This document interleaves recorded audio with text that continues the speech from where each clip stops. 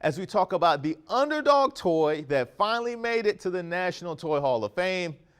Yeah, we're talking about sand, which among American Girl dolls and Risk made it to the Museum of Play's 2021 list. I brought my friend Andy Klein to try and decipher why this granular material found on beaches, which is free by the way, is now in the Hall of Fame. What do you make of this, Andy? Well, first of all, I just want to express my condolences to Rocks and Mud.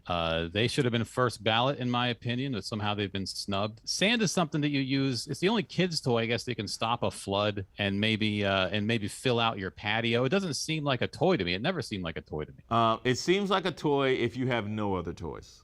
Pretty much anything. The rubber stopper on the door can seem like a toy. It's all relative. Well, I looked at the Toy Hall of Fame because I didn't even know there was one. And sticks and cardboard boxes are already in the Hall of Fame. Are they really? Yeah. So it's I guess they're going with, there's probably a wing of the Hall of Fame that's just for cheap people. They can go in there and act like they're Hall of Famers now. Cardboard boxes, sticks, we got sand. I'm gonna do packing peanuts. Bubble wrap is gonna be a big one. Cellophane. Cellophane's not bad. Yeah, wrapping paper. Aluminum foil. There you go.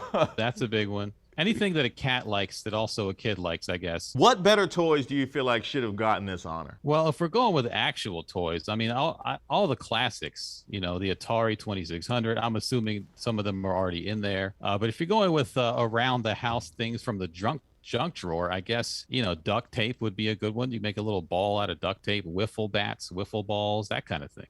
Your favorite toy and your least favorite toy growing up? My favorite toy growing up, I had a TRS-80 computer, which was a little computer that had all these fake Atari games on it. So instead of Space Invaders, it was like Alien Invaders. You know what I mean? Mm-hmm. Played that thing all the time. We had games that loaded on cassette. You had to put a cassette player and hook it up to your computer and play that.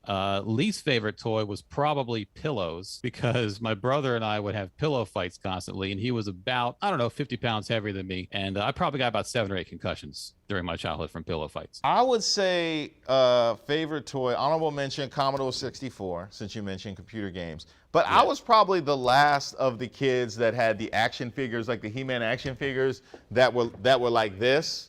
You remember they were like this and they couldn't be moved in any way, which is just a terrible pose, because this isn't a pose for standing and having conversation. This isn't a pose for fighting. This isn't a pose for anything but about to start a wrestling match. And why would they be doing classic wrestling? It makes they got wise to that, and they gave them new poses like immediately after I became too old to have action figures. So I have all these action figures just crouching for no reason. All they can be doing is lifting weights and doing squats and deadlifts. That's the only thing that makes sense. Yeah, or they're in the middle of some kind of cramp crisis and they need help right now.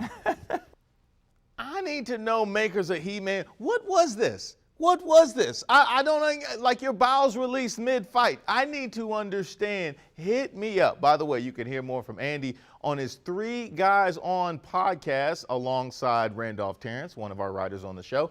They release podcasts every Thursday and special episodes on Monday for Patreon subscribers, which you should be.